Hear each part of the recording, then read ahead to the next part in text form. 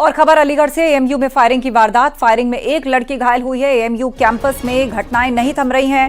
Firing की घटना से दहशत का माहौल बन गया है। लड़की को अस्पताल भर्ती करवाया गया है।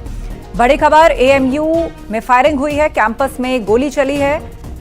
इससे पूर्व में भी ऐसी घटनाएं हुई हैं और एक लड़की घायल हुई है जिसे अस्पताल ले जाया गया। तो अलीगढ़ से यह खबर आ रही है जहां एएमयू कैंपस में फायरिंग हुई, वहां पर इस वक्त दहशत फैली हुई है। घायल लड़की को अस्पताल भर्ती करवाया गया है।